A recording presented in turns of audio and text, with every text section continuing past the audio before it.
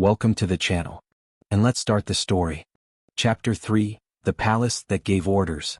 The royal palace had been designed to make people feel small. Its ceilings were too high. Its doors were too tall. Its corridors stretched farther than necessary. Every statue looked downward. Every portrait watched. Every ceremonial stairway seemed built specifically so that whoever stood at the top would appear more important than whoever stood below. Edran had always disliked it. 12 years ago he had disliked it because kings lived there. Today, he disliked it because the building had started talking. Golden letters burned across every wall. Hollow crown protocol active. External passage denied. All occupants remain within assigned security classification. Kyan Rook stared at the message. Then at Edran. The palace has assigned us a classification? Yes. What classification? The wall answered before Edran could. Asterian students, non-combatant educational guests. Lucan Marrow looked offended. Educational? Celine turned toward him. That is the word bothering you? I have a difficult relationship with education. Nia looked toward the second part. Non-combatant. Kyan folded his arms. That part bothers me. Aurelian Crest stood beside him. You are 16. So are you? Yes. You fight? Yes. So do I. Yes. Kyan waited. Aurelian smiled slightly. Still legally a student. I dislike you. Consistently. Professor Seraphine Voss stepped forward. Enough. The nearest palace door slammed shut. Everyone turned. A new line appeared. Non-combatants will proceed to protected guest quarters. Then. Another. Faculty will escort students. Seraphine's expression hardened. No. The palace ignored her. Golden directional lines appeared across the floor. They formed a glowing path leading away from the inner palace. Back toward the guest wing. Lucan looked down. It has arrows. Celine nodded. Yes. That feels insulting. It assumes we are lost. Kyan glanced at him. We were. That is unrelated. Torin Vale placed one hand against the floor. The palace's magical rhythm had changed. Before, the deep vibrations had repeated evenly. Now they were branching. Orders moving through stone. Permissions opening. Permissions closing. The whole palace had become one enormous command formation. Torin's expression darkened. It is changing routes. Edran looked at him. What do you hear? Doors? How many? Torin closed his eyes. Many. That is not a number. I know. A pulse traveled through the floor. Then another. Torin concentrated. 14 doors locked east. Another. 7 opened west. Another. Staircases below us changed. Celine frowned. Changed physically? No. Torin opened his eyes. Permission. Liora Asterwin looked toward the glowing floor. The palace is deciding where people are allowed to go. Edran nodded. Yes. Another message appeared. Princess Liora Asterwin. Crown Bearer classification. Liora went still. The next line formed. Crown Bearer will report to Central Succession Chamber. Kyan stepped between her and the golden path. No. Liora looked at him. I can say that myself. I know. Then why did you? Kyan shrugged. Practice. The palace floor changed again. One golden path split away from the others. It led Liora toward the inner royal wing. Alone. Nia stared at it. It wants to separate her. Yes, Edran said. Lucan looked toward Edran. You said no one separates. I did. The wall flashed. Then. New words appeared. Field Authority EV. Detected. The corridor became completely silent. Aurelian slowly looked toward Edran. Professor Seraphine did the same. Several members of Class 1F, who had only heard fragments of the council inquiry, froze. Kyan stared at the letters. Then Edran. EV. Edran sighed. Yes. The wall continued. Legacy Emergency Authority recognized. Then. Awaiting field command. No one moved. Edran stared at the inscription. Declined. The system pulsed. Field Authority cannot decline during active crown emergency. Edran's eyebrow twitched. I am beginning to remember why we broke you. Liora looked at him. Can it force you to command? No. Another message appeared. Default field directives will apply.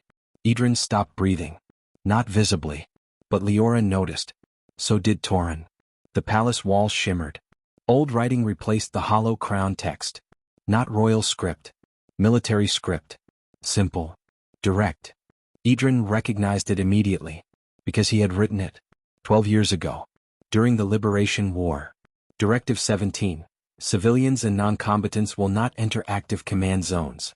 Kyan read it, then looked at Edran. That sounds like you. Edran said nothing. Another directive appeared. Directive 22. Protect untrained personnel before strategic objectives. Another. Directive 31. No miner will be used as an operational asset. Silence. Lucan slowly turned toward Edran. You wrote these? Yes. The answer was quiet. Celine studied the wording. These are your old orders? Yes. And Hollow Crown has them? Yes. Liora understood first. It is using your authority against us. Edran stared at the walls. No. Kyan frowned. What? Edran's expression became colder. It is using my decisions without me. That was worse. A system had taken orders written during a war. Orders intended for frightened civilians and desperate battlefields, and removed the circumstances around them. No judgment. No exception. No person. Just words. Forever. The palace spoke. Non-combatants must withdraw. Golden pressure spread through the corridor. Not sound. Not force. Permission, itself tightening. Kyan took one involuntary step backward. He froze. Aurelian moved too. Celine's hand slipped toward the wall. Lucan's knees weakened. Torrent's shoulders pulled back. Even Seraphine shifted. Only Edran remained completely still. And Liora. Because Crown Gate answered. A pale rectangular outline flickered around her.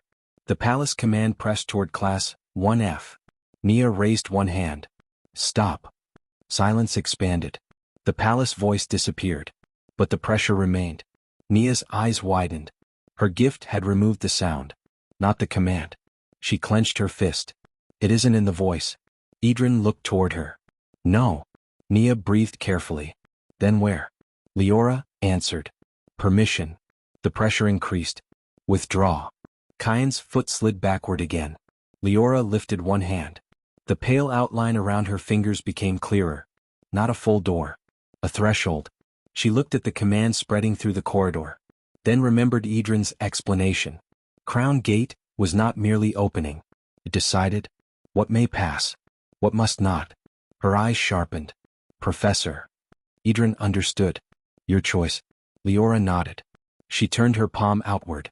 Then I choose. The thin Crown Gate expanded. Only enough to cover the width of the corridor. No grand doorway. No brilliant spectacle. Just a line. A boundary. The command reached it. Liora whispered. Denied. The pressure stopped. Completely. 24 students inhaled at once. Kyan looked at his feet. Then Liora. You blocked an order. Liora stared at her own hand. So it seems. Lucan lifted one finger. Can you do that to homework? No. Tragic. The palace reacted. Crown-bearer interference detected. Liora's jaw tightened. Interference? Edran looked almost amused. It dislikes being told no. Kyan grinned. Now I like her gift. Liora looked toward him. Only now. I like the mysterious part. Celine was already staring at the old directives. Her eyes moved from one to another. Then back. Professor. Edran looked toward her.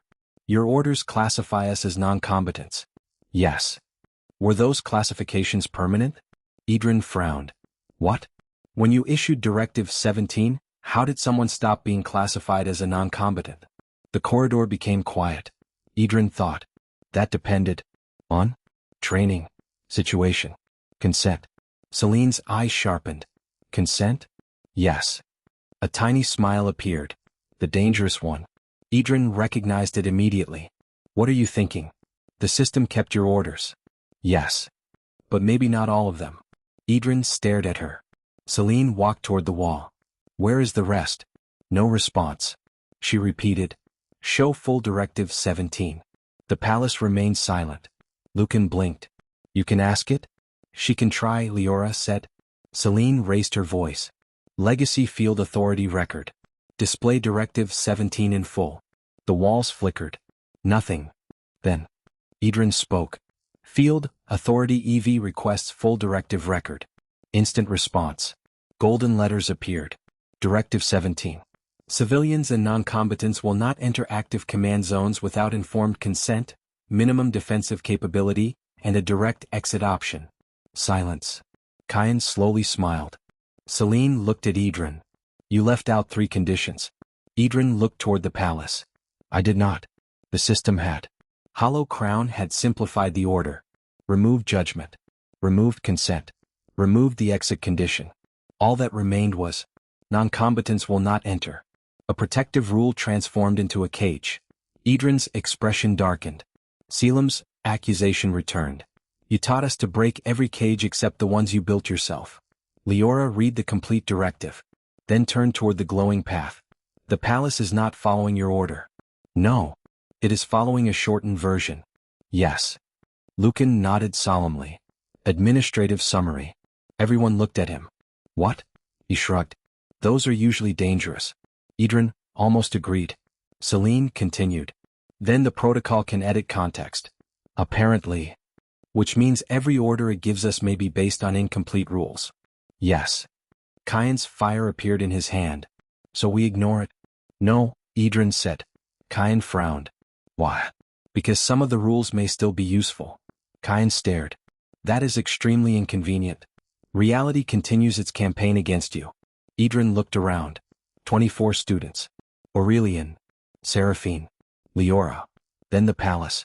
The Hollow Crown's weakness is not that it has rules. Celine understood. It thinks rules can replace decisions. Yes. Nia looked toward the path. Then we decide. Edran nodded. Exactly.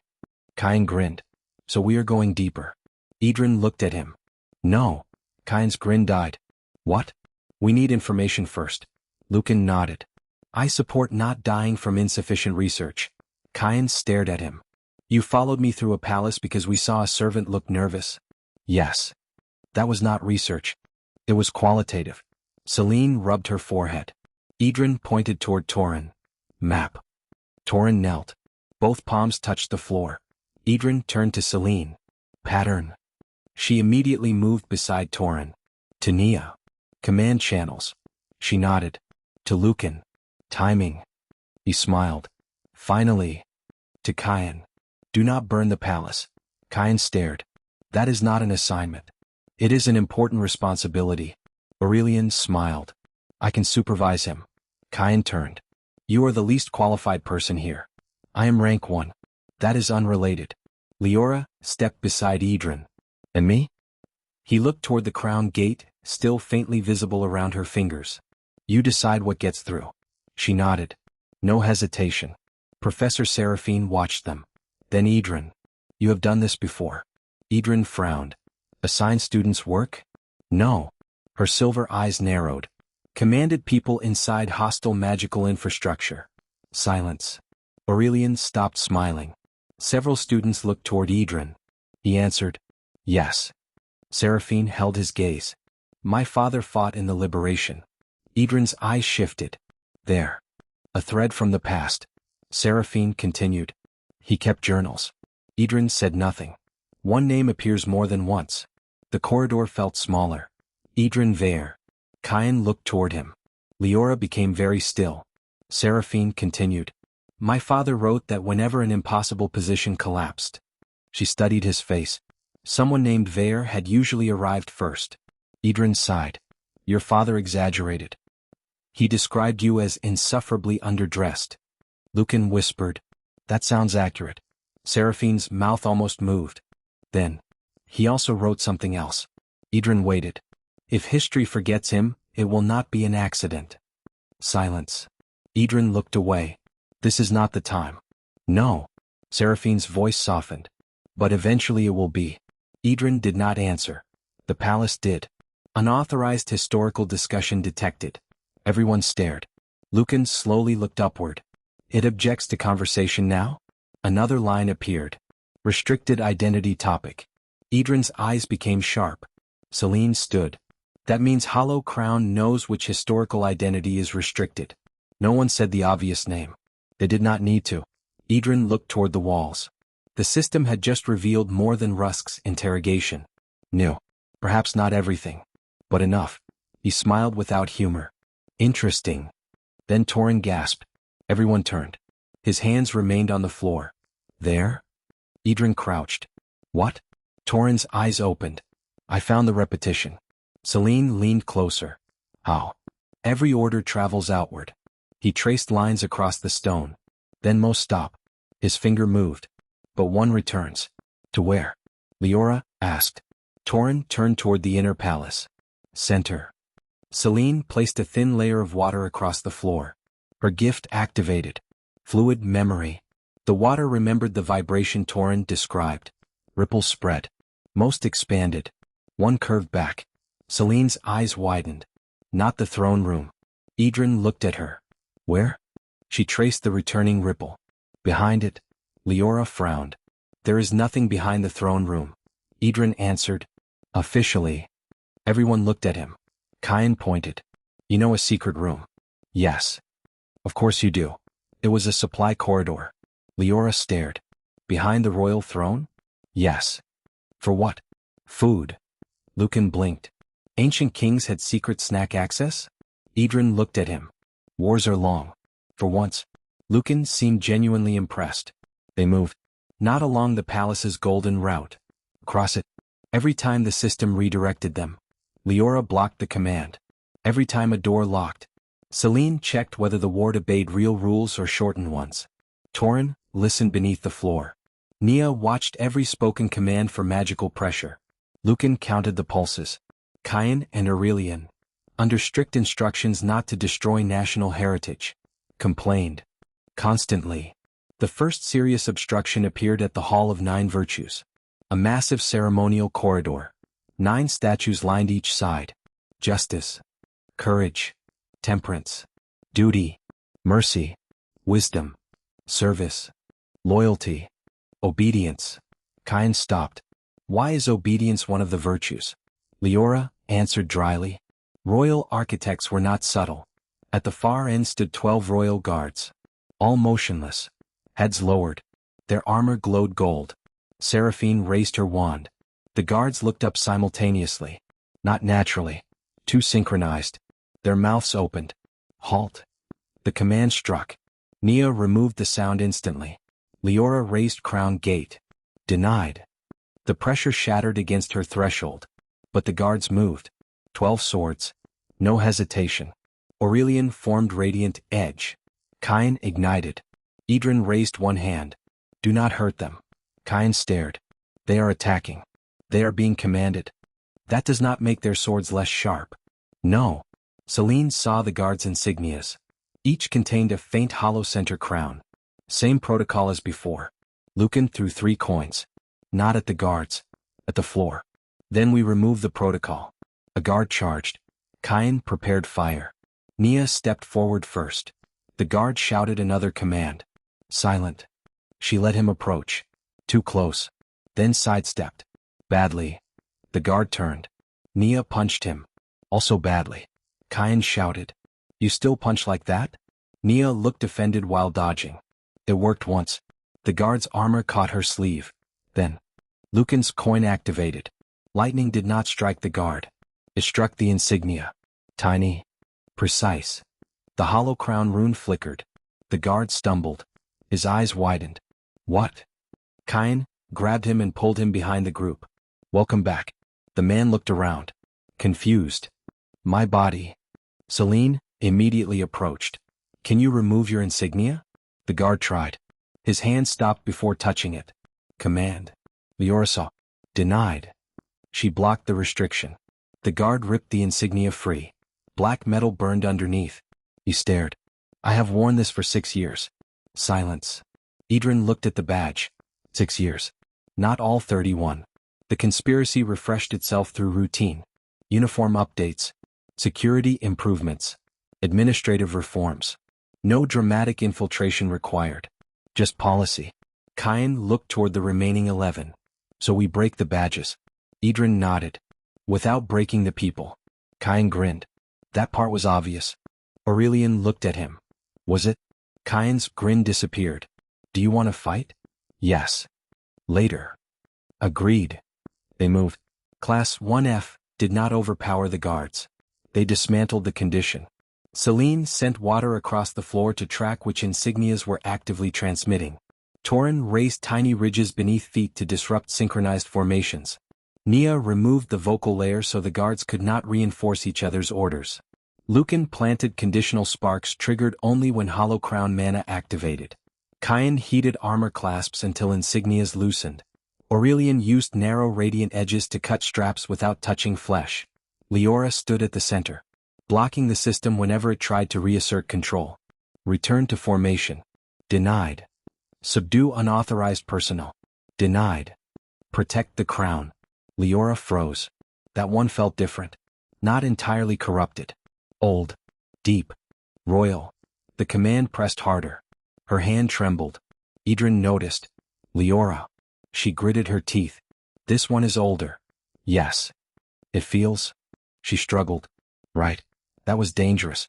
The most dangerous command was not one that felt wrong. It was the one that sounded reasonable. Protect the crown. Her entire life had been built around those words. Family. Duty. Kingdom. Identity. The pressure strengthened. Protect the crown. Liora's crown gate flickered. She could obey. Would be easy. Perhaps even proper. Edran did not tell her what to do. He simply asked, "What is the crown?" Liora looked at him. The command pushed. Protect the crown. She thought of her father. The palace. House Asterwin. The people outside. The ancient anchor. The empty throne below. The system that used the same word for all of them. Her eyes sharpened. That is the problem. Edran smiled faintly. Yes.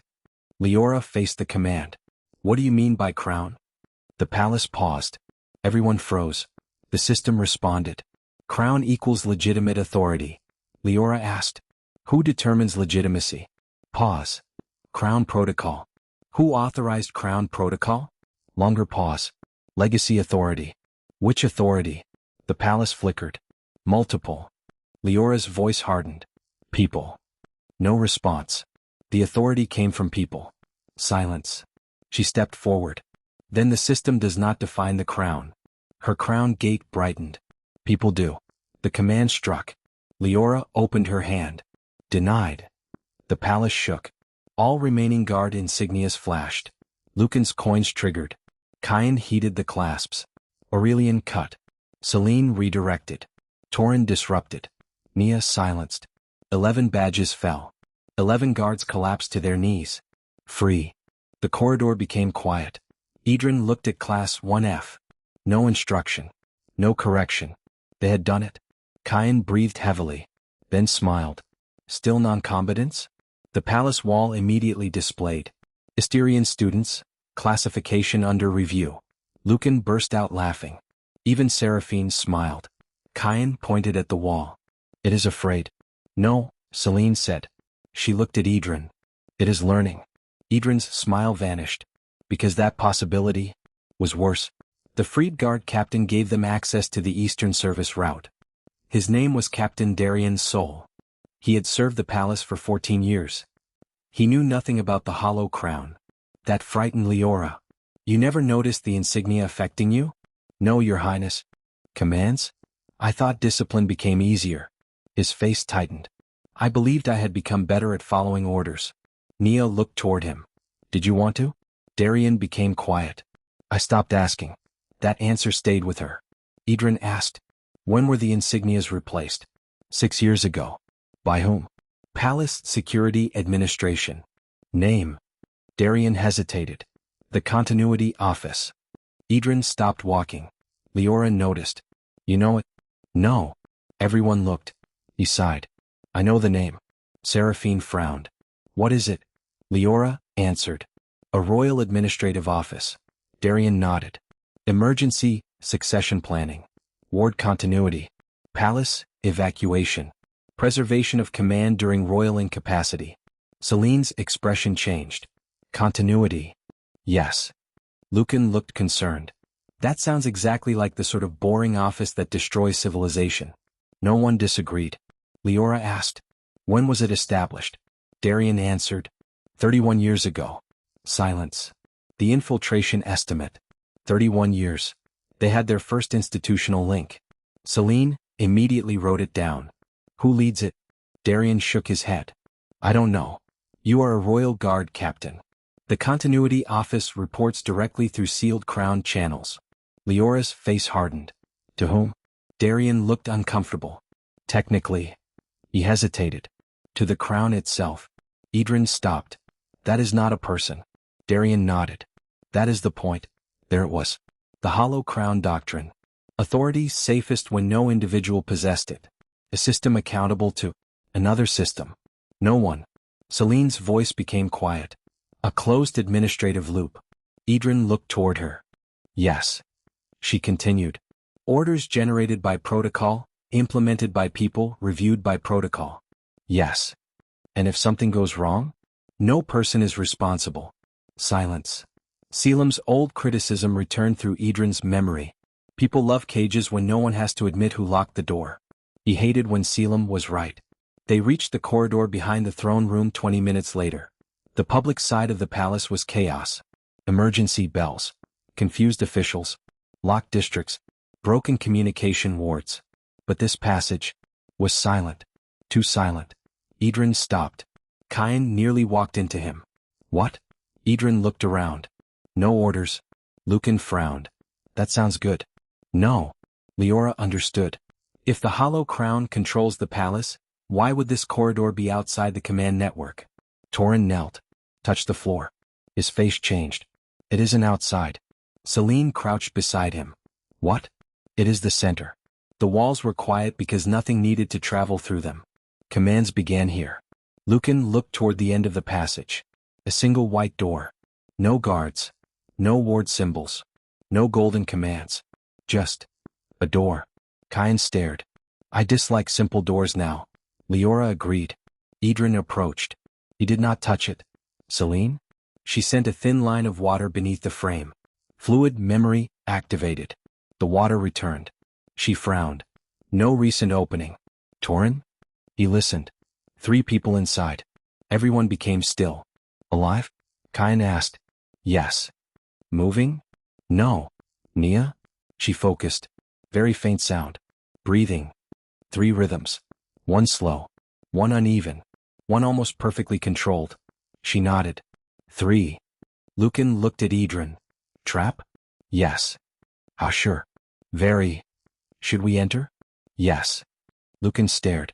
I continue to struggle with your methodology. Edran looked at Liora. Your palace? She nodded. My door. She approached. No crown gate. She tried the handle. Unlocked. That was worse. Liora opened it. The room beyond was small. Not a command center. Not a magical chamber. An office. Wooden shelves. Paper records. 1 desk. 3 chairs. 1 elderly man sat behind the desk. 2 palace guard officers stood beside him. All 3 wore ordinary royal insignia. No hollow crown symbols visible. The elderly man looked up. Silver hair. Perfectly trimmed beard. Dark green administrative robe. He smiled. Your Highness. Liora did not recognize him. That bothered her. Identify yourself. The man bowed from his chair. Lord Cashin Mer Rowan. Lucan blinked. Everyone looked at him. Lucan pointed at himself. Not related. Cashin continued as though no interruption occurred. Chief Registrar of the Royal Continuity Office. Edran's eyes narrowed. There. First human face attached to the system. Liora stepped inside. You lead the Continuity Office. I administer it. Same thing. No, Your Highness. His smile remained calm. That distinction is the foundation of our work. Edran almost laughed. Of course it was. Liora's voice hardened. Did your office alter my royal escort? Cashin folded his hands. Yes. No denial. No hesitation. Kyan's fire ignited. Seraphine raised 1 hand. Kyan. He did not extinguish it. But he waited. Liora asked. Why? To ensure synchronization between Crown Gate and the Crown Anchor. You attempted to manipulate my gift without consent. Yes. Liora stared. Cashin continued. Consent was statistically unlikely. The room became colder. Nia's face changed. Celine stopped writing. Edran's eyes sharpened. Cashin said it as though discussing weather. Liora whispered. Statistically unlikely. You have been trained since birth to preserve royal security. Yes. You would refuse any action you believed might compromise the crown. Yes. Therefore full disclosure would have increased refusal probability. Liora's hand closed. So you removed my choice. Cassian corrected. We reduced an unstable variable. Kyan stepped forward. Say that again. Cassian looked toward him. Student Kyan Rook. Class 1F. Fire affinity. Heat accumulation. Kyan stopped. Cassian continued. High impulsivity. Above average combat adaptation. Strong identity attachment to usefulness and recognition. Response pattern favors confrontation when peer autonomy is threatened. Kyan's fire grew. That was a mistake. Cassian turned toward Celine. Celine Maris. Fluid memory. High analytical dependency, improving decision commitment.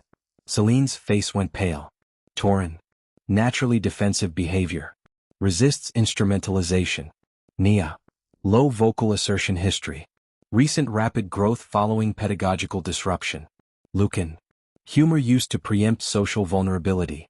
Lucan stopped smiling. Cassian looked toward Liora. Your class is documented. Edran's expression became terrifyingly calm. By whom? Cassian looked at him. By systems. Edran took one step forward. No. Cassian tilted his head. The Academy produces reports. People produce reports. Attendance. People record attendance. Ranking evaluations. People conduct evaluations. Public match footage. People watch those matches. Cassian smiled. Professor, you continue to insist on placing people inside processes. Edran looked directly at him. Yes. Why? Because removing them is how people like you avoid responsibility. For the first time. Cassian's smile weakened. Only slightly. He stood. You misunderstand the hollow crown. Then explain it. Cassian spread his hands. We do not seek power. That sentence is usually followed by something terrible. We seek continuity. The word is already irritating me. Cassian continued. Kings die. Liora's eyes hardened. Councils corrupt. Seraphine became still. Heroes disappear. His eyes moved toward Edran. No one missed it. Teachers fail students. Selim. The seventh disciple. Edran did not move. Cassian continued. Human judgment is inconsistent. Celine frowned. Of course it is. Cassian looked at her. Then why allow civilization to depend on it? Because civilization is made of humans. Exactly the weakness. Silence. Nia spoke. No. Cassian turned. She stepped forward. Quietly. People making mistakes is not proof people should stop choosing. Cassian studied her. An emotional argument. No. Her voice remained soft. A practical one. He waited. Nia pointed toward the palace. Your system commanded guards to attack students. Necessary containment.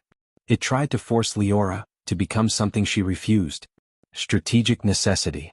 It changed Edran's old orders. Contextual optimization. Nia's eyes sharpened. You keep renaming mistakes. Silence. Kyan grinned. Lucan's smile returned. Cassian's expression tightened. Nia continued. So no one has to admit they chose them. Edran looked at her. Not proud. Something deeper. She had found the center without magic. Cassian turned toward Liora. This is why your class is dangerous. Liora answered. Thank you. That was not praise. I chose to accept it as such. Cassian's eyes moved toward Edran. There. Teachers' influence. Not techniques. People becoming difficult to classify. Cassian sighed. You believe the palace is under attack? Yes, Liora said. It is not. Then release it. No. Why? Because the succession protocol has begun. Liora froze. What succession? Cassian's eyes remained calm. His Majesty has been classified as temporarily incapable of exercising crown authority. The world stopped. Liora's face emptied. My father? Kyan's fire vanished. Celine's pen stopped. Edran stepped forward. What did you do? Nothing. Where is the king? Secure. Where? Throne chamber. Liora turned toward the wall separating them from the public throne room. Her father was meters away. What does temporarily incapable mean? Cassian answered. His Majesty attempted to deactivate Hollow Crown emergency protocols. Liora stared. And? The system determined that action would reduce continuity. You overruled the king. No. Cashin's voice remained maddeningly calm. The crown protocol did. Liora's crown gate appeared. Instantly, the entire room shook. Cashin finally stepped backward. Liora's eyes were cold. You built a system that can overrule the king. Her threshold widened. Inside his own palace. Gold spread through the room. And you claim you do not seek power? Cashin looked at the gate. Almost reverently. We seek to remove power from individuals? Liora whispered. You moved it into yourself. No. Who wrote the system? Silence. Who selected the conditions? Cashin did not answer. Who decided what continuity means? Still nothing. Liora stepped closer. You. Cashin's expression shifted. No. You and everyone who built it? No. You made choices. The crown gate brightened. Then hid behind the word system. Cashin's calm finally cracked. Your Highness, you do not understand what is at stake. Then explain it. The kingdom cannot survive another liberation. Edran froze. Cashin turned toward him. There? His voice became almost gentle. The lesson history refuses to learn. Edran stared. Cashin continued. 12 years ago, one man broke the structure holding civilization together. No name. Not explicit. But everyone knew what history he referenced. The thrones were monstrous. Yes, Cashin said. And their fall was necessary. Edran's eyes narrowed. But necessary destruction produced uncertainty. Selim's argument. Again. Different conclusion. Cashin continued. Wars. Power struggles. Guild consolidation. Royal instability. Unregulated gifts. Black veil. He looked toward Liora. Freedom generates variance. Celine answered. Yes. Cashin looked at her. She continued. That is the point. He almost smiled. No. That is the disease. The lights changed. Golden lines appeared behind Cashin. The hollow crown symbol. The system does not hate. Cashin said. It does not crave recognition. It does not inherit trauma. It does not seek revenge. It does not become frightened. It does not abandon responsibility. His eyes moved toward Edran. That one was deliberate. Edran said nothing. Cashin continued. It applies the same rule tomorrow that it applied yesterday. Edran finally spoke. That is not virtue. Cashin waited. That is incapacity. Silence. If tomorrow is different. Edran's eyes sharpened. The rule should be questioned. Cashin smiled sadly. And then we return to human judgment. Yes. Exactly what failed. Edran looked at Class 1F behind him. No. Cashin frowned. Human judgment failed. Edran continued. So humans learn. Celine. Kyan. Torin. Nia. Lucan. Liora. Aurelian. Even Burin. Myri. Galen. Students losing. Adapting. Choosing again. Edran looked back at Cashin. A system that cannot change its mind cannot learn. Cashin answered immediately. Systems can adapt. Yes. Then what is the difference? Edran's gaze became cold. A system adapts to inputs. He looked toward Nia. A person can decide the goal itself was wrong. Silence. Cashin's eyes changed. Not agreement. Recognition of a problem his doctrine had not solved. Then every wall turned gold. The crown protocol interrupted. Succession priority updated. Liora turned. Current sovereign authority, suspended. Her face went white. Emergency crown candidate identified. No. Edran moved. Too late. The next words appeared. Liora Asterwin. Kyan stepped forward. No. The system continued. Crown gate compatibility, confirmed. Succession probability, 96.4%. Liora's breathing stopped. Cashin looked almost relieved. The system has chosen. Edran's head turned. Very slowly. No. Cashin looked at him. The crown requires continuity. No. His Majesty is temporarily suspended. No. Princess Liora is the compatible successor. No. Cashin's calm disappeared. Professor, you cannot simply reject every outcome you dislike. Edran looked toward Liora. I'm not. She met his eyes. He stepped aside. Not in front of her. Not behind. Beside. Ask her. The room became still. Cashin looked toward Liora. The hollow crown did not. It continued. Succession chamber access granted.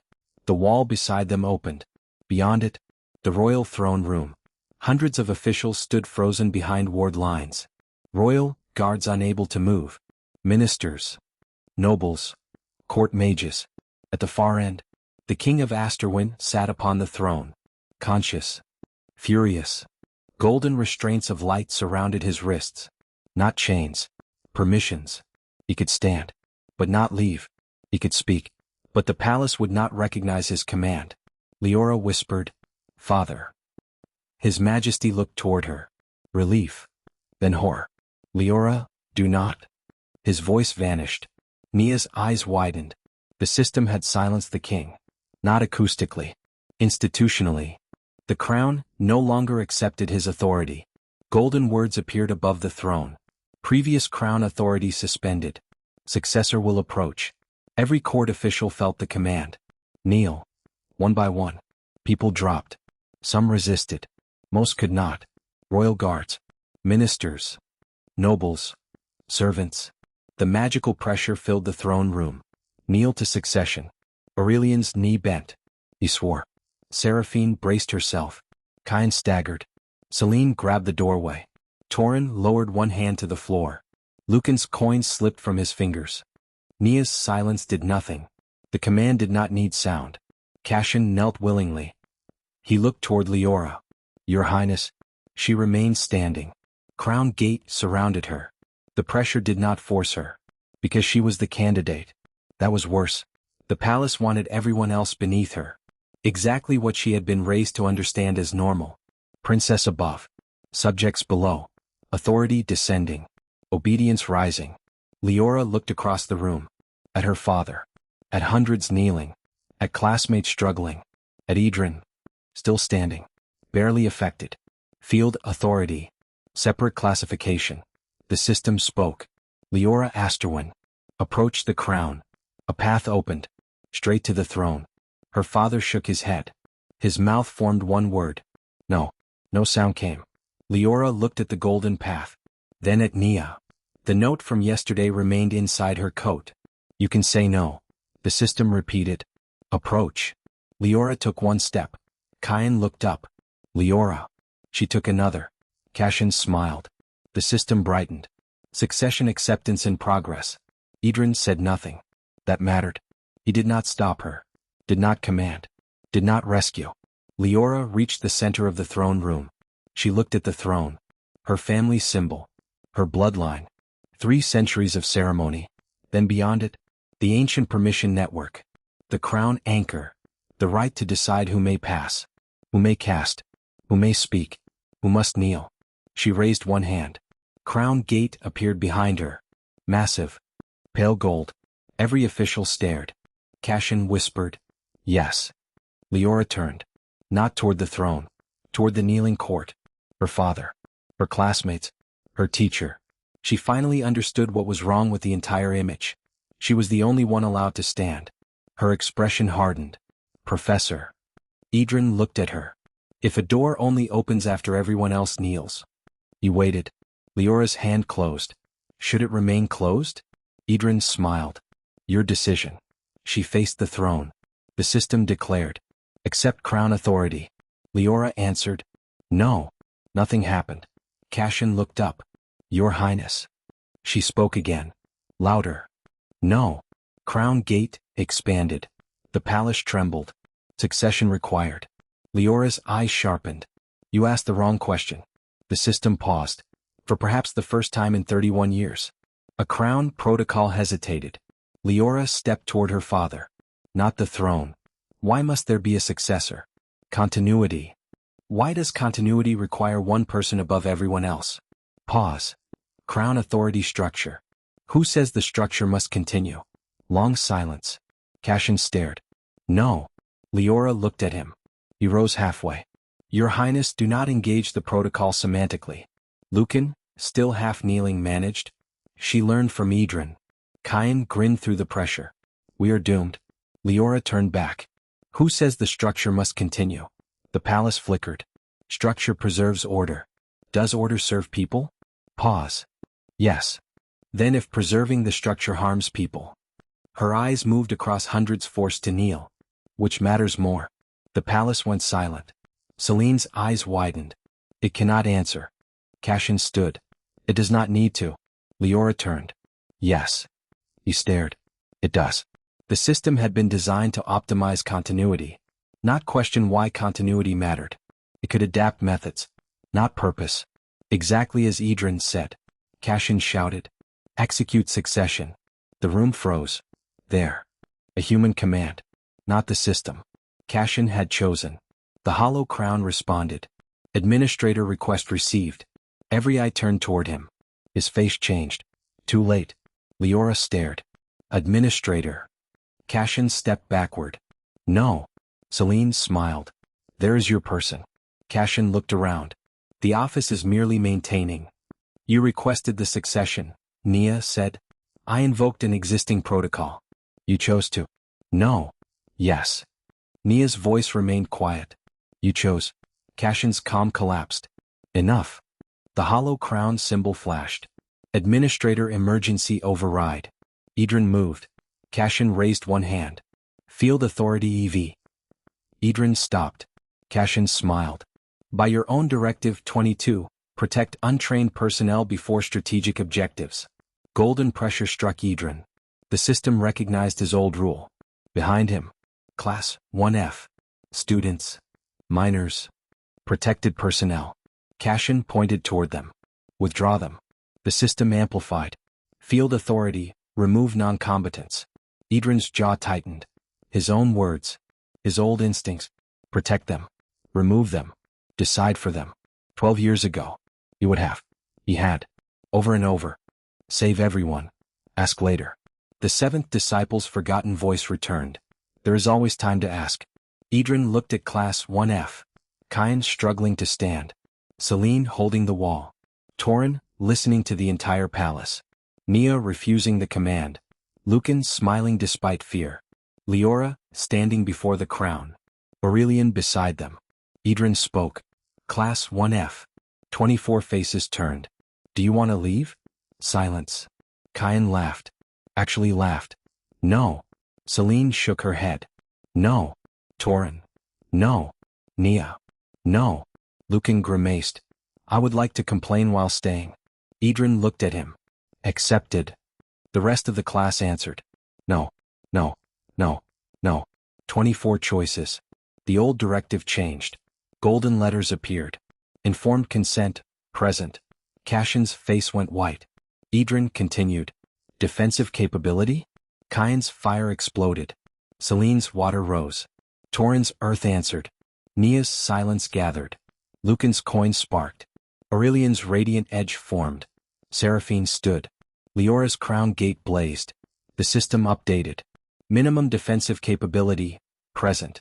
Edran looked toward the locked palace doors. Direct exit option. Cashin laughed. There is none. Edran smiled. Then we make one. He looked at Liora. She understood. Crown gate. Her hand rose. A small doorway appeared beside Class 1F. Not leaving the palace. Not yet. But connected to the secured outer courtyard. A route. A choice. An exit. The system trembled. Direct exit option, present. The complete Directive 17 appeared.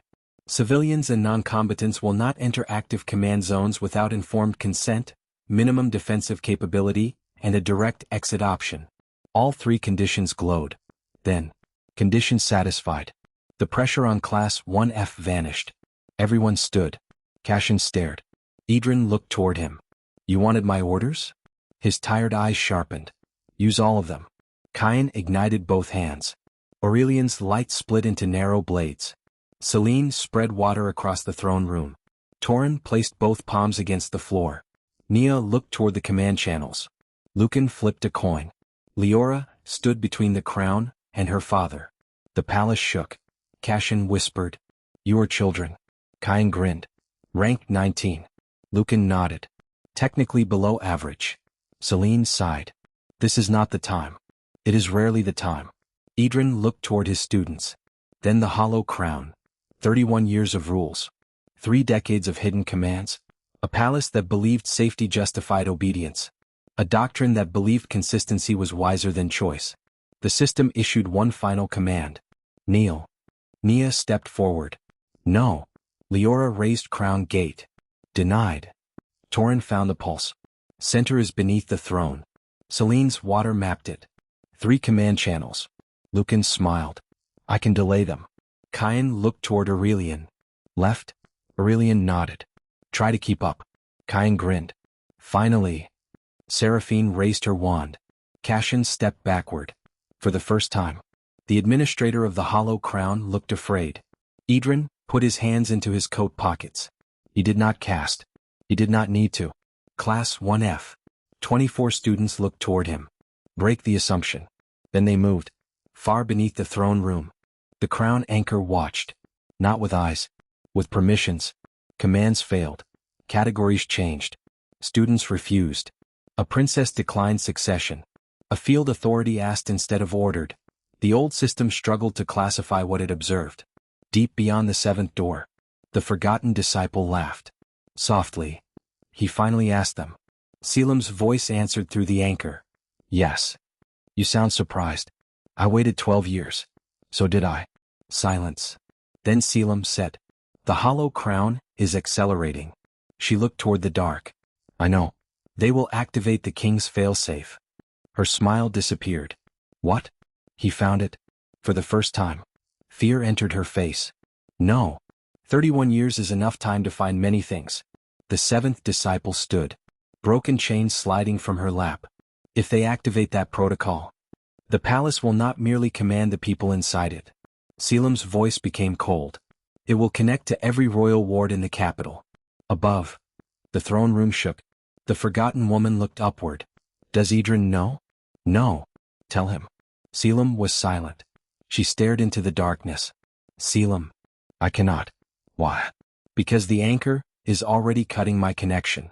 The chamber lights began disappearing. One by one. Selim's voice weakened. Tell teacher. Static. The palace is not the target. Her face changed. What? His voice faded further. The city? Then silence. The connection died. The 7th disciple stared upward. Above her. The crown anchor changed. New words appeared. Not from Liora. Not from Edran. Not from Cassian. A deeper command. Buried for decades. Royal continuity failsafe available. Then.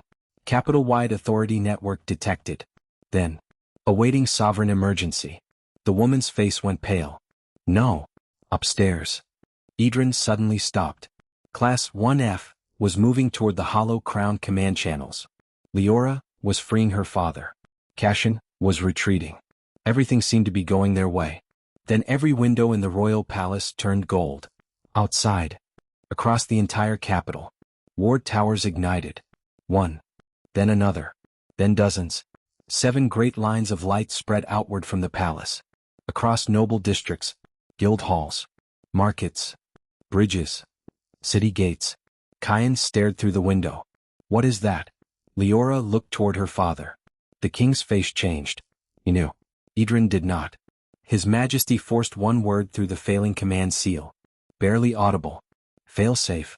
Edran turned. What failsafe? The king looked directly at him. Fear in his eyes. The capital. The palace spoke. Not only inside the throne room. Across the entire city. Thousands heard it simultaneously. Royal continuity emergency preparation active. Citizens stopped in streets. Guild mages looked upward. City guards froze. Every royal ward connected. Liora stared. Cassian. Despite everything. Looked horrified. Edran saw it. That mattered. You did not activate this.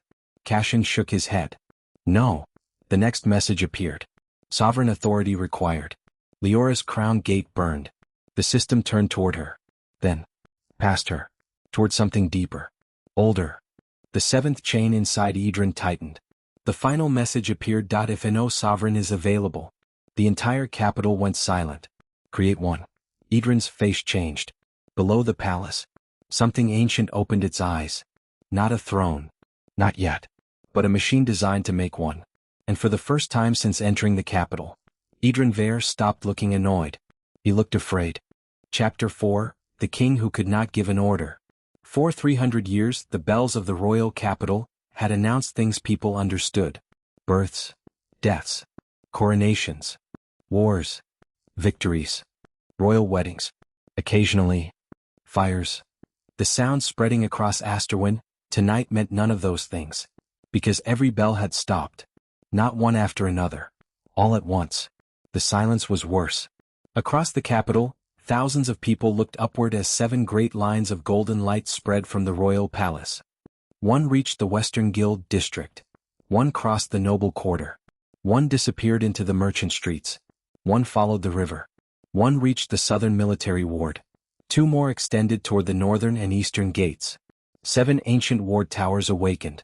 And above every street, the same message appeared. Royal continuity emergency preparation active. Then, sovereign authority required. Citizens stopped walking. Carriages halted. Shopkeepers stepped into streets. Guild mages raised their heads. City guards stared at glowing insignias. And inside the royal throne room, no one spoke. The final message remained above the throne. If no sovereign is available, then, create one. Kine Rook stared. For once, he had nothing sarcastic to say. Lucan Marrow did. Unfortunately. I feel like that sentence should have more explanation. Celine Maris slowly lowered her notebook. Yes. How much? All of it. Good. Torin Vale had both hands against the marble floor. His face had gone pale. The whole city is connected. Professor Seraphine Voss turned sharply. All of it? Torin nodded.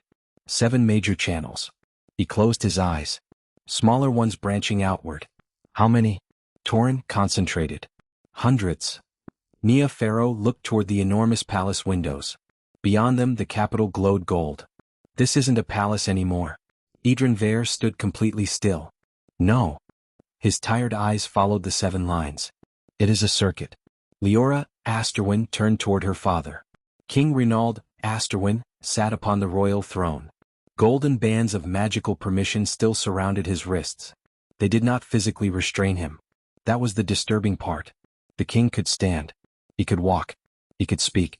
But whenever he attempted to exercise royal authority, the palace simply refused to recognize that he had done so. He was king. And the crown no longer cared. Liora stepped toward him. Father. Renaud looked at her. Relief crossed his face. Then urgency. He tried to speak. Deactivate. His voice disappeared. Not sound. Meaning. His lips moved. Nothing reached them. Nia's eyes sharpened. The king tried again. Royal guard. Secure? Silence. He struck one hand against the arm of the throne. Furious. The hollow crown had not removed his voice. It had removed his ability to give an order. Edran watched. Then looked toward Nia. She was already watching too. He said, "What do you notice?" Nia frowned. "He can speak." Liora turned. "He cannot." "He can." Nia pointed. "I heard him breathe." Everyone became quiet. Renaud stared at her. Nia continued. "I heard his first sound before the words disappeared." Celine understood. "The system is not silencing his voice." Nia nodded. "It is silencing something attached to the words." Edran's eyes sharpened. "Authority." Nia looked toward the king. "Try saying something that is not an order." Renaud frowned. He clearly disliked being instructed by a 16-year-old student. Then, he looked toward Liora. Liora. The word came through perfectly. Her face changed. "Father." Renaud looked toward Nia. Then Edran. Understanding came slowly. He tried. "I am Renaud Asterwin." Clear. Then, "I command." Gone. Silence. Lucan raised one finger. "So the king is allowed nouns." Kine looked at him. "This is serious."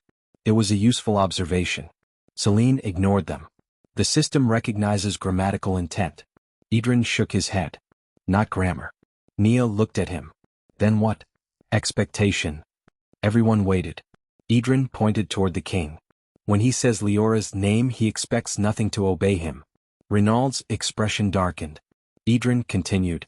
"When he says, 'I command,' his mana expects the palace to recognize royal authority." "And the system blocks it," Celine said. "Yes." Liora looked toward her father. "Then do not command." Renaud stared at her. For a king. That was apparently a more difficult suggestion than fighting an army. Kine folded his arms. "Seems easy." Liora looked toward him. "You have never been king." "No. You barely follow normal instructions." Yes.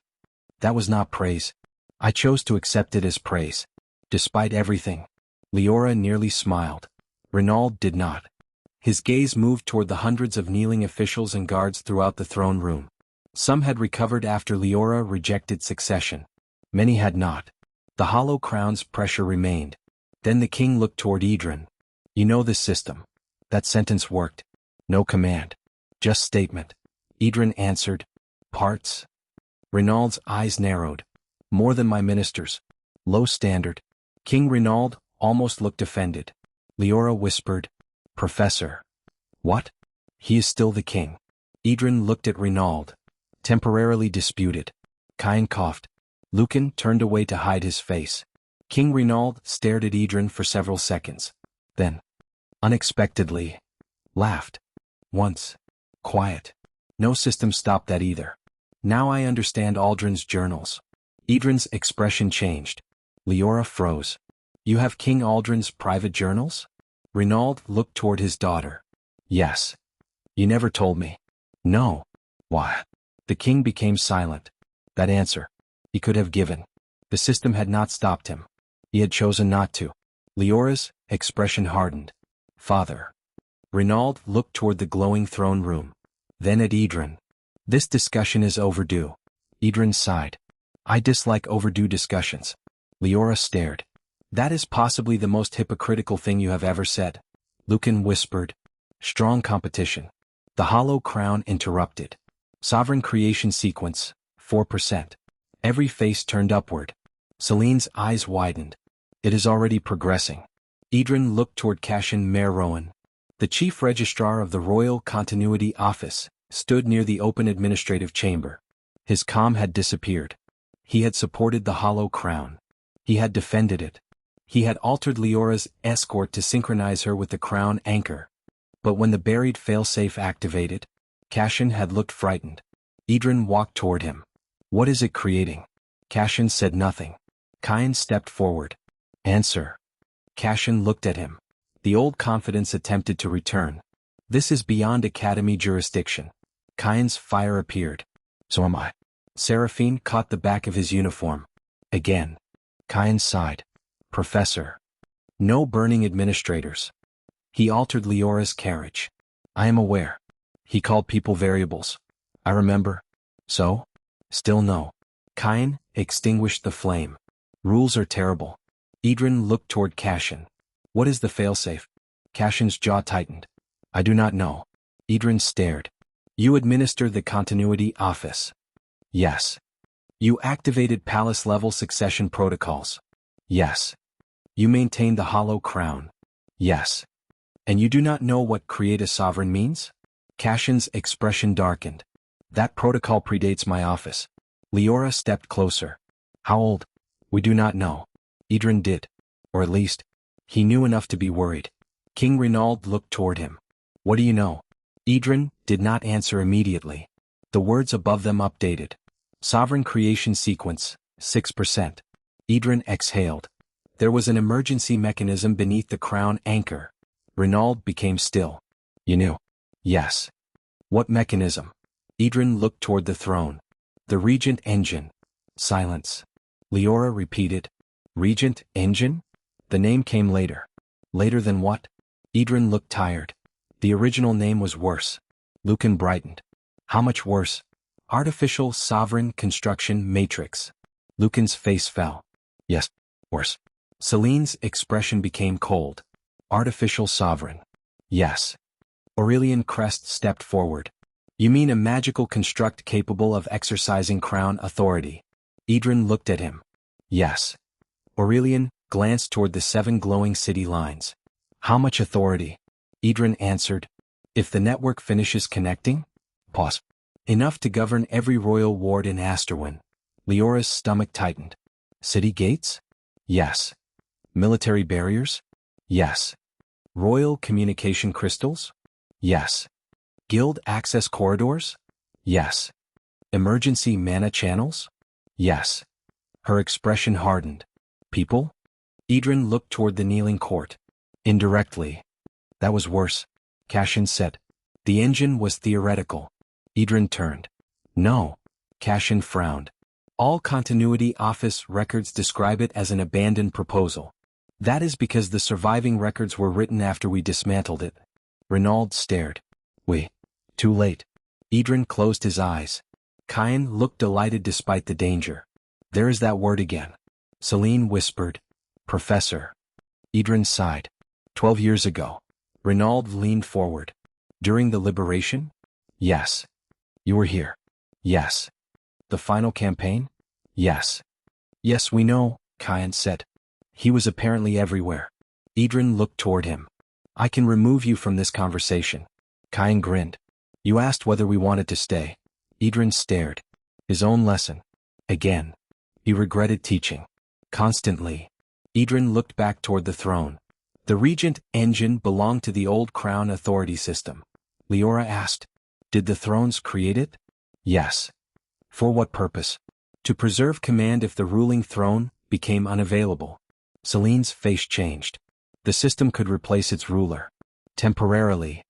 Lucan looked toward the message. And, temporarily, is doing dangerous work there. Yes. Cashin frowned. The Royal Archive says the engine was never successfully activated. Edran looked at him. That is true. Cashin seemed relieved. Edran continued. Because we broke it first. The relief disappeared. Kyan smiled. There it is. Seraphine turned toward Edran.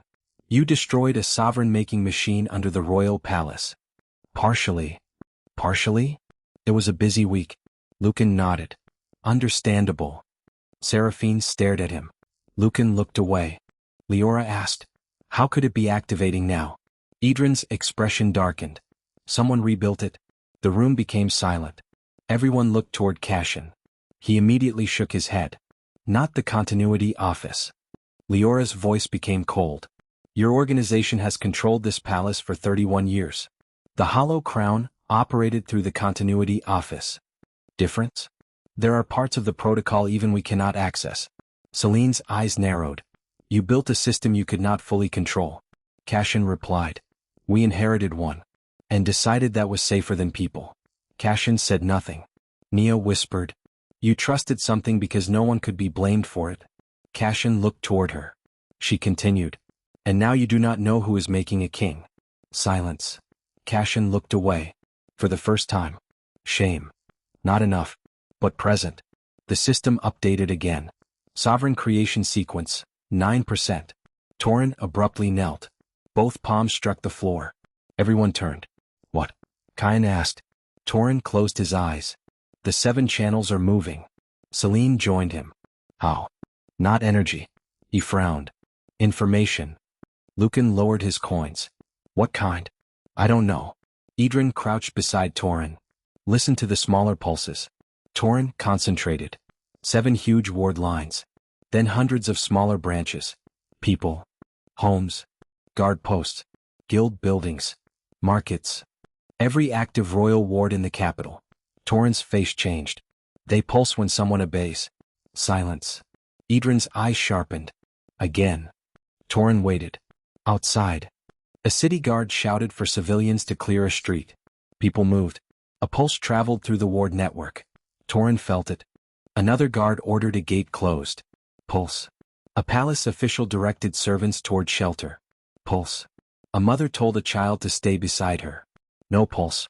Torin opened his eyes. Commands? Celine understood. The Regent Engine is collecting authority. Edran looked toward the city. Not authority. What? Compliance. Liora went cold. Every order recognized by the royal network. Every act of institutional obedience. Was feeding the construction. Kyan stared. So the more people follow orders. The faster it builds, Edran said. Lucan looked toward the percentage. That feels poorly designed. It was designed by tyrants. Fair. The system flashed. Sovereign creation sequence, 11%.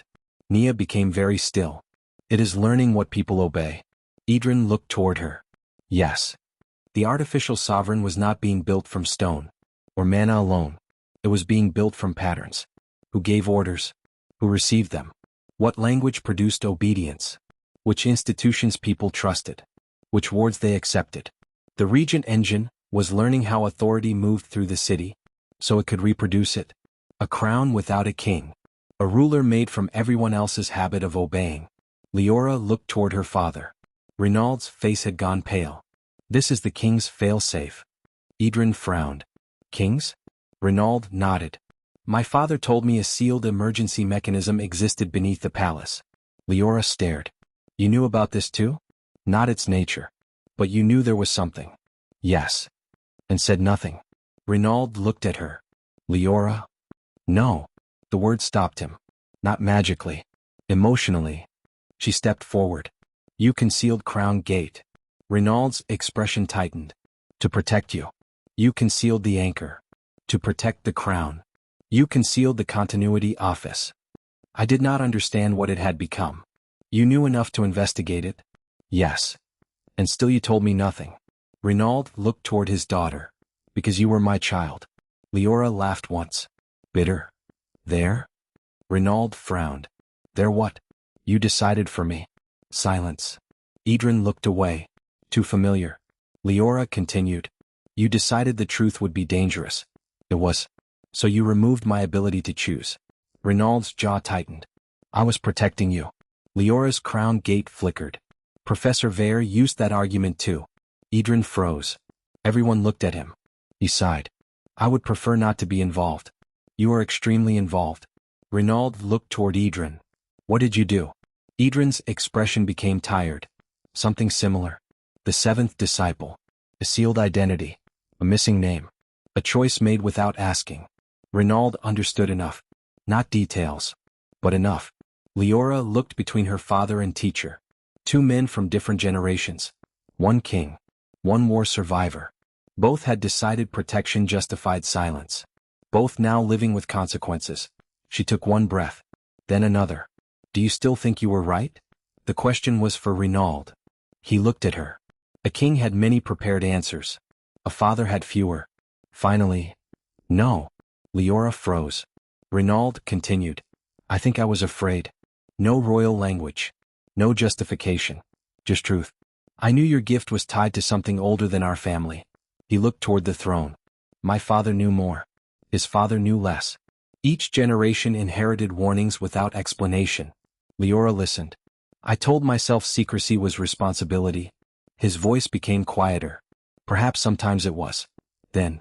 But eventually I stopped knowing whether I was preserving danger. He looked toward the hollow crown messages. Or preserving ignorance. Edran glanced toward him. That was a good answer. Dangerously good. Liora asked. Why did you try to deactivate the hollow crown tonight? Renaud's expression hardened. Because it classified you as an asset. Silence. Kyan's face changed. Renaud continued.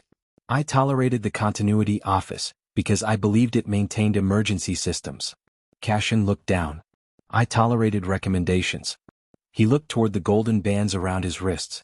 I tolerated protocols. His voice sharpened. But when it referred to my daughter as a succession asset, the king's eyes became cold. I ordered it destroyed. Liora's anger softened. Not gone. But changed. And it suspended you. Yes. Lucan nodded thoughtfully. So the system removed the king for interfering with continuity. Celine looked toward Cassian. Which means continuity no longer means preserving the monarchy. Cassian said nothing. It means preserving the system, she continued. Edran nodded. Exactly. The hollow crown had outgrown its supposed purpose.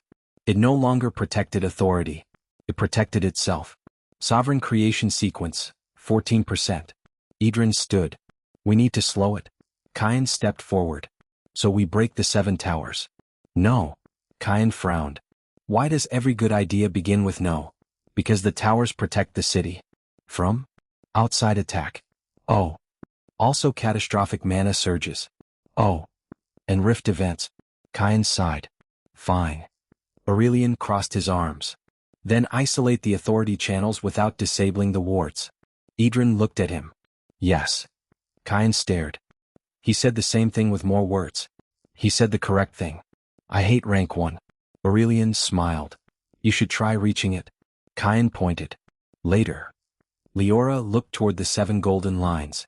How? Edran did not answer. Instead, he looked at his students. Celine recognized the expression. Teacher mode. Which meant he would refuse to solve the problem. Kain noticed too. No. Edran raised one eyebrow. Kain pointed at him. Do not ask us. I have not. You are about to. Yes. This is a capital-wide magical emergency. Yes. We are students. The palace wall flickered. Asterian students, classification under review. Lucan looked toward it. Even the building disagrees. Kain groaned. Edran walked toward the window. 7 ward towers. Celine came closer. Each feeding compliance patterns to the Regent Engine. Yes. We cannot destroy them. Yes. We need the protective function but not the command function. Yes. Lucan looked offended. This sounds like a homework problem. It is. This is an actual city. Educational realism. Seraphine stared at Edran. You are turning an attempted automated coup into a lesson. Edran looked at her. I am delegating. That is not better. It is healthier. For him. Perhaps. Torin looked toward the city. If we can hear the return pulse at the tower. Celine nodded. We can separate what goes outward from what comes back. Lucan flipped a coin. The return signal repeats? Torin nodded. Exactly. Then delay it. Celine turned. How long? Lucan smiled. Depends how rude we want to be. Kain frowned. Explain. If the system expects every command confirmation immediately. Lucan held up the coin. What happens if confirmations arrive late? Edran's mouth moved slightly. Celine understood. The engine's model becomes unreliable. Yes, Lucan said. It cannot tell whether people obeyed the most recent command or one from 30 seconds ago. Aurelian considered. Introduce temporal uncertainty. Lucan stared. You made it boring. Accurate. Still boring. Nia looked toward the city. What if people stop hearing the commands? Everyone turned toward her. She shook her head. Not all sound. She looked toward her hand. Only the authority carrier. Liora frowned. Like what you did to the guard captain? Yes. If we remove the magical pressure but leave the spoken instruction. Celine finished. People can decide whether to follow. Nia nodded. Edran looked at her. Good. Torin added. And the tower receives less automatic compliance. Exactly, Celine said. Kain folded his arms. What do I do? Everyone became quiet. Kain stared. That pause was insulting. Torin thought. Heat the command runes. Kain blinked. What? Celine's eyes widened. The old royal ward inscriptions used temperature-sensitive mana conductors. Edran nodded. Kain looked delighted. I burned the tower. No, everyone said. He sighed. Fine. Celine continued. If Kain alters the temperature slightly, the command channel could drift out of alignment without damaging the defensive wards. Kain smiled. Precision fire. Aurelian nodded. That may be difficult for you. Kain turned. You are coming with me. Why? So I can prove something. Edran's eyes narrowed. Kain stopped. Then sighed. Fine. So we can win. Edran nodded. Improvement. Liora looked toward Edran. And me? Crown Gate. To deny the return channel? Possibly. You are guessing. Yes. She appreciated the honesty. Edran looked at everyone. 7 towers. Professor Seraphine frowned. We do not have time to reach 7 locations individually. The system updated. Sovereign creation sequence, 17%. Lucan looked at the number. I would like to revise that statement to, we definitely do not. King Renaud spoke. What if the city helps? The words came through. Everyone looked toward him. Renaud stood. The golden restraints remained. He looked at Liora. Then Edran. I cannot command the royal guard. No, Edran said. I cannot order the guilds. No. I cannot invoke emergency royal authority. No. The king looked toward the enormous windows. But I can ask. Nia smiled. Yes. Renaud considered the word. Ask. Kings did not ask often. Not publicly. The institution was built around command. Perhaps that was exactly why the system had not prepared for it.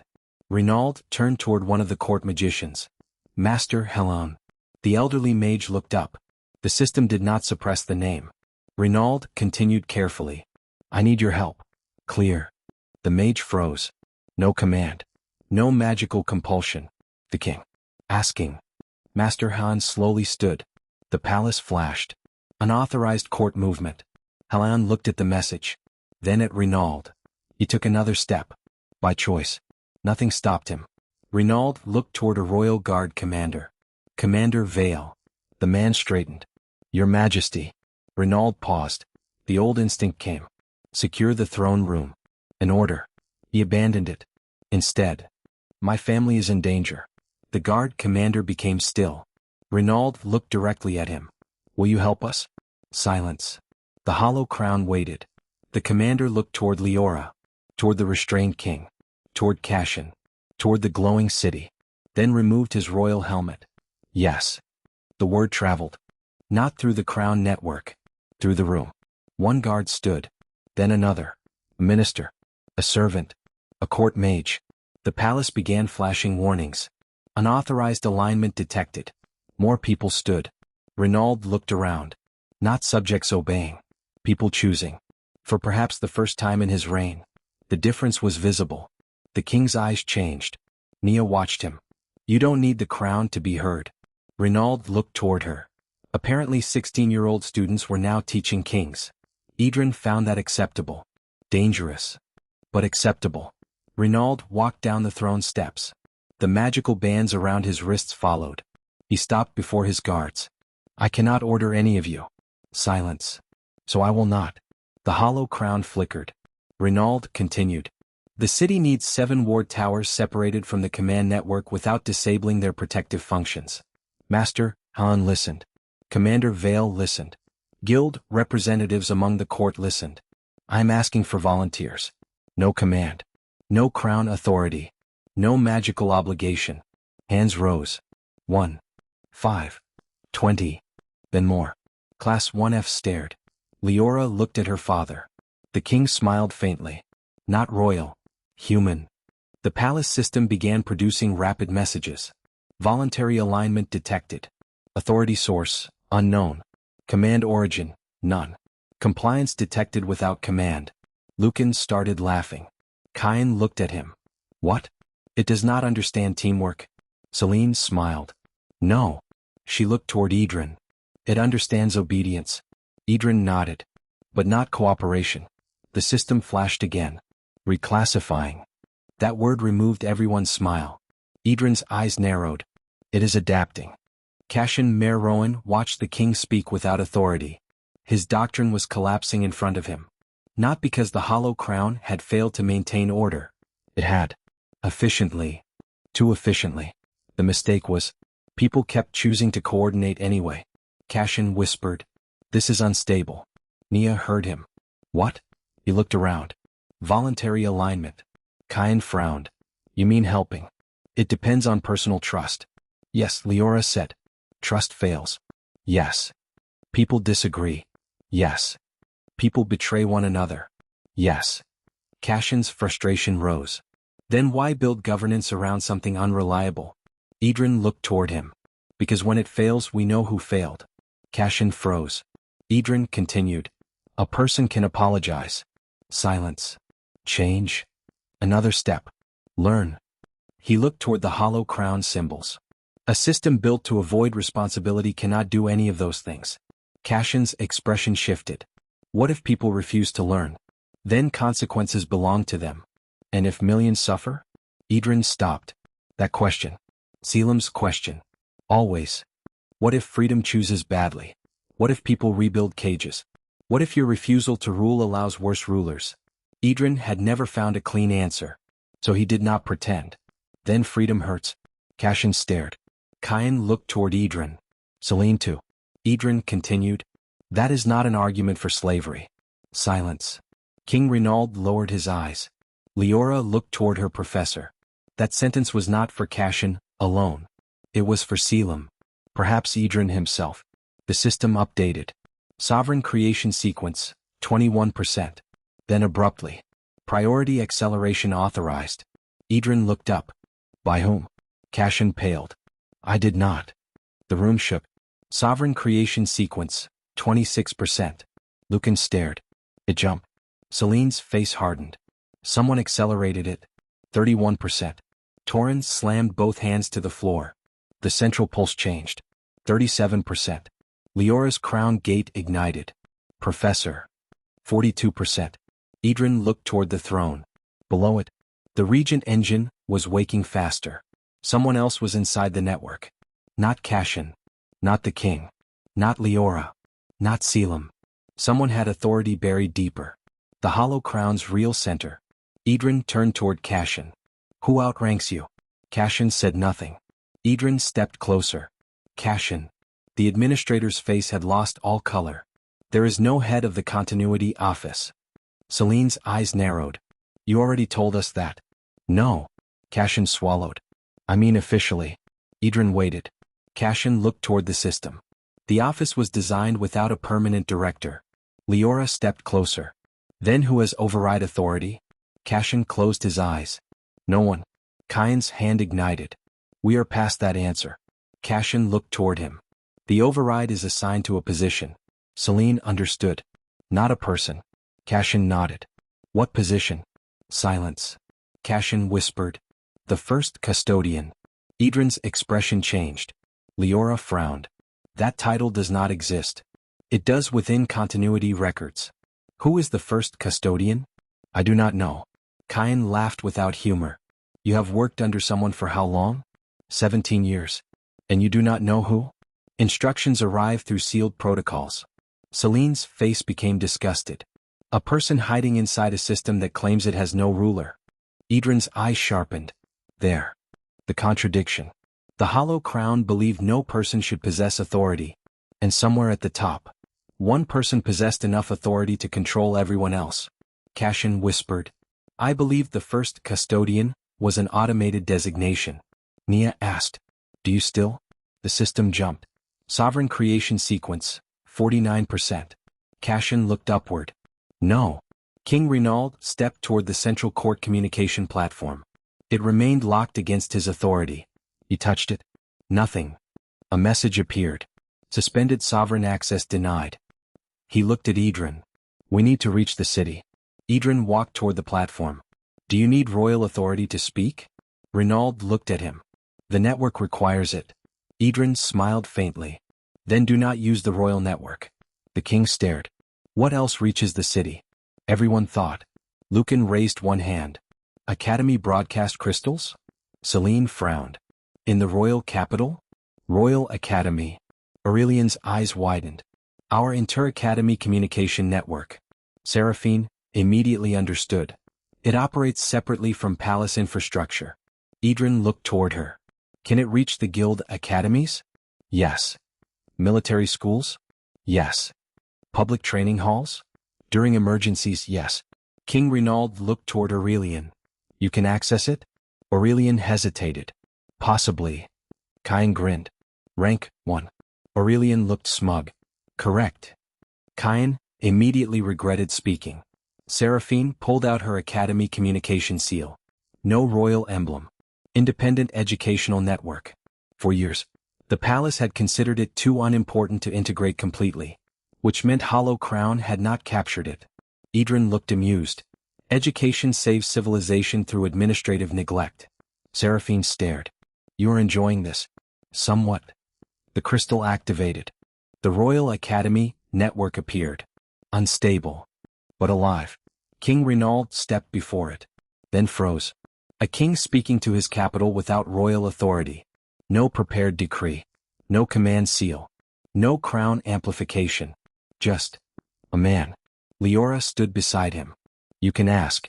Renaud looked at her. Then nodded. The broadcast began. Across Asterwin. Academy crystals activated. Training halls.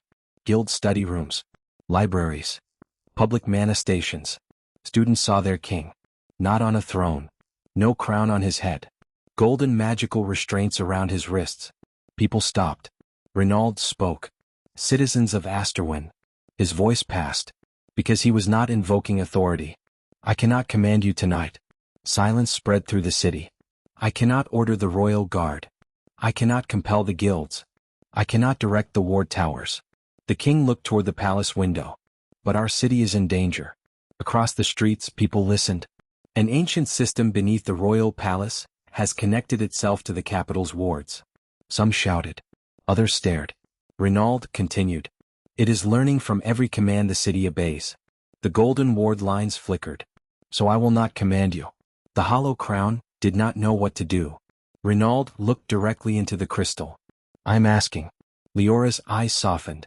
If you are safe, remain calm because you choose to. Help those near you because you choose to. Guild mages capable of ward work. He paused. Old instinct. Report immediately. Instead. If you are willing, we need your help. Across the capital. People moved. Different this time. Not synchronized. Messy. Human. Guild mages volunteered. Students helped evacuate children. Merchants opened buildings. Guards explained rather than ordered. Some people refused. Some panicked. Some argued. It was inefficient. Untidy. Unpredictable. And the hollow crown's command model began collapsing. Torin felt it first. The pulses are changing. Celine spread water across the floor. Ripples became irregular. Lucan grinned. It cannot tell who is obeying. Nia corrected. They aren't obeying. Lucan smiled. Even better. The city ward lines flickered. Compliance model error. Then. Authority attribution failure. King Renaud continued speaking. I cannot promise there is no danger. Edran glanced toward him. Good. No false reassurance. But I promise this. Renaud looked toward Liora. Then the city. When this ends, the systems governing this palace will no longer remain hidden from the people they affect. Liora stared at him. That was new. Renaud continued. And if I remain king tomorrow? A faint smile. You may all remind me that I said that. Somewhere in the city. Someone laughed. Then another. The broadcast ended. King Renaud exhaled. No applause. No ceremonial music. No royal declaration. But for the first time that night, he looked like a king. Not because the crown recognized him. Because people had chosen to listen. The hollow crown reacted violently. Sovereign creation sequence, 52%. Authority model contaminated. Lucan looked offended. It called cooperation contamination. Kyan cracked his knuckles. Now I want to burn it. No, Edran said.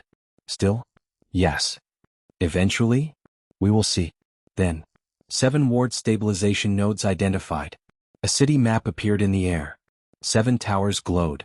Edran turned toward Class 1F. We divide. Immediately. Kyan smiled. Seraphine frowned. You said no one separates. Circumstances changed. Kyan pointed. Adaptation. Edran looked irritated. Yes. Celine studied the map. Each tower needs someone capable of identifying the command return channel. Torin cannot be at 7 places, Lucan said. No. Celine looked toward the city's network. But he can teach others what to listen for. Torin blinked. Me? Edran looked at him. Yes. Torin's shoulders stiffened.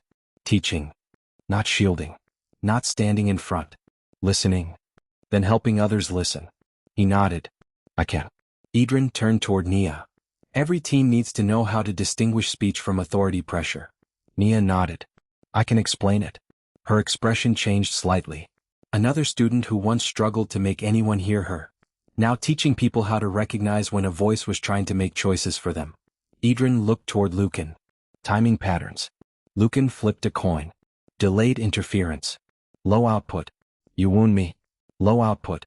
Fine. Celine. Flow mapping. She nodded. Kyan. Thermal drift. He grinned.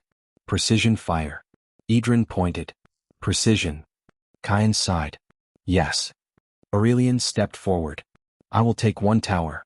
Seraphine nodded. So will I. King Renaud looked toward the freed court mages. We have volunteers. Not an order. Several stepped forward. Liora studied the 7 nodes.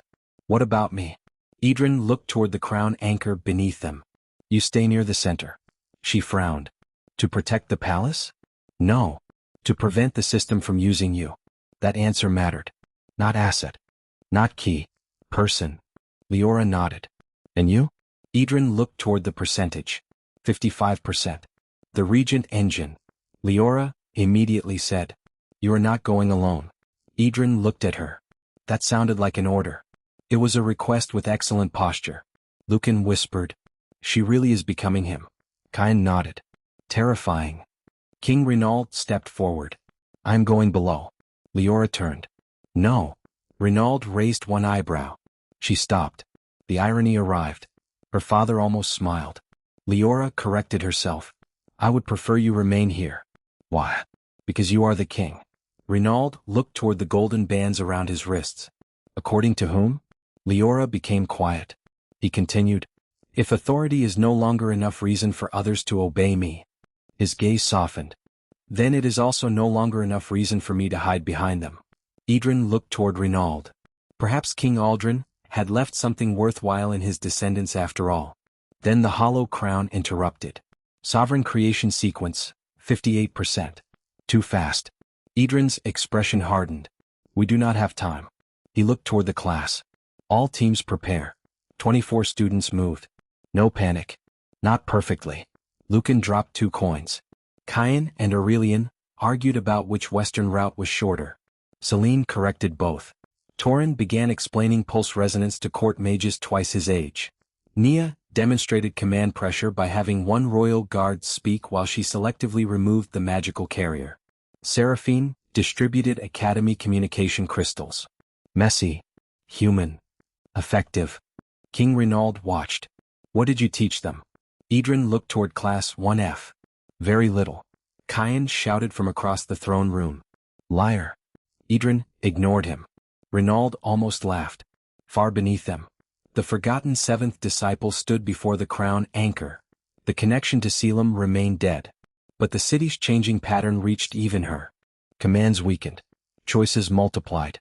The anchor could not classify them. She touched the ancient stone. You hear them? The first foundation was far away beneath Asterion. Yet something similar stirred here. The crown anchor responded. Disorder increasing. She smiled. No. The system paused. Choice is increasing. Choice produces disorder.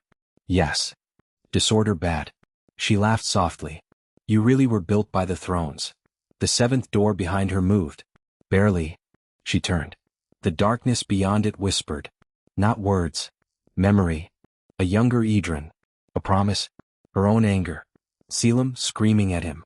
7 students standing around a broken crown engine. King Aldrin bleeding. And someone else. Farther away. Watching. A man she could not quite see. Not one of the disciples. Not Aldrin. Not Edran.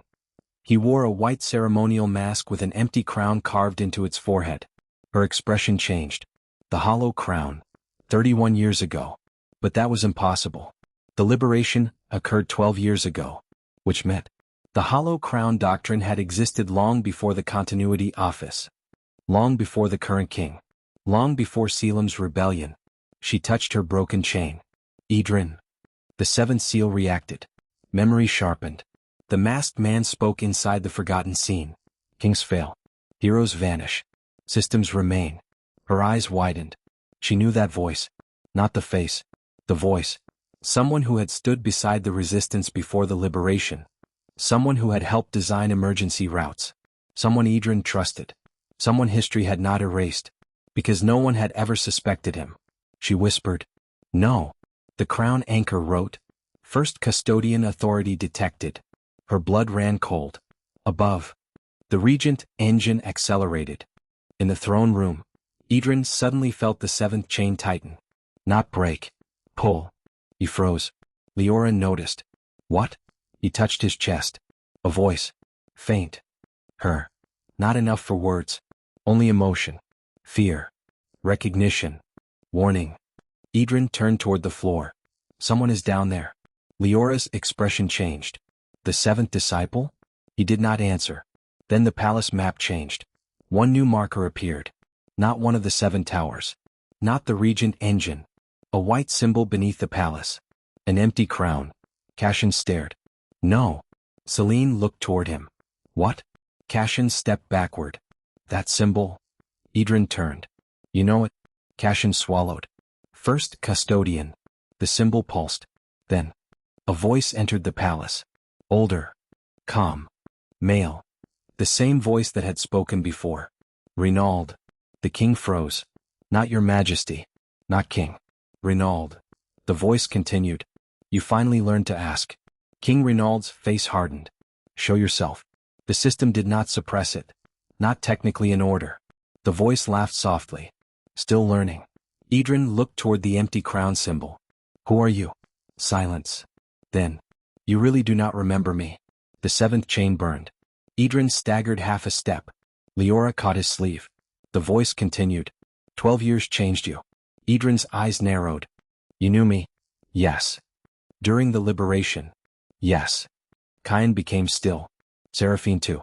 The speaker continued. Before it? That was worse. Edran's expression changed. The voice said. You taught humanity that no throne deserved absolute obedience. Pause. I agreed. The hollow crown symbol expanded across the city map. So I built a world that would never need a throne again. Edran looked toward the Regent Engine percentage. 63%. His voice became cold. You are building one now. No. The unknown First Custodian sounded almost offended. I am building something better. The seven towers pulsed. The artificial sovereign matrix awakened deeper beneath them. A ruler that cannot desire, cannot fear, cannot hate, cannot abandon its duty. The last sentence struck Edran. Deliberately.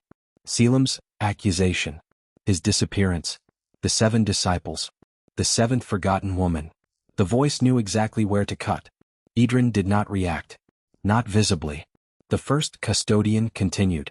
You broke the thrones because they became people with too much power. Edran's eyes sharpened. I will finish your work. The palace trembled. I will remove the person. Silence. The Regent Engine reached. 67%. Edran looked toward Class 1F. Students. Not systems. Not perfect. Not predictable. Cain impatient. Celine uncertain. Torin gentle. Nia quiet. Lucan afraid behind jokes. Liora carrying a crown she did not ask for. Every flaw. Part of the person. Every mistake. Something they could learn from. He turned toward the empty crown symbol. No. The voice paused. Edran's expression became almost tired again. You misunderstood the lesson. The First Custodian answered. Did I? The First Custodian finally spoke. Then let the city choose. Edran's expression changed. The seven tower markers flashed red. Ward node autonomy test initiated. Celine stared. What does that mean? Cashin whispered. No. The system answered. Each district will receive one directive. Compliance will strengthen sovereign creation. Refusal will destabilize local ward protection. Silence. Liora stared. He is forcing them to choose between freedom and safety. Edran's face went cold. The First Custodian spoke one final time. You believe choice is sacred. The city map brightened. Prove people will choose it when it costs them something. The connection vanished. 7 tower alarms activated. Class 1F looked toward Edran. For once, he had no joke. No lazy complaint. No easy answer. Because this was the question that had followed him for 12 years. What happens when freedom is expensive? When refusing an order costs safety? When every choice is bad? The seventh disciple had asked the Foundation the same thing. What happens when all choices are bad? The Foundation had written. Ask Edran. Now an entire city was asking. Edran looked at Class 1F. Then King Renauld. Then Liora. He exhaled. 7 towers. Celine closed her notebook. Torin stood. Nia stepped forward. Lucan filled both pockets with coins. Cain's flames ignited. Aurelian drew radiant edge.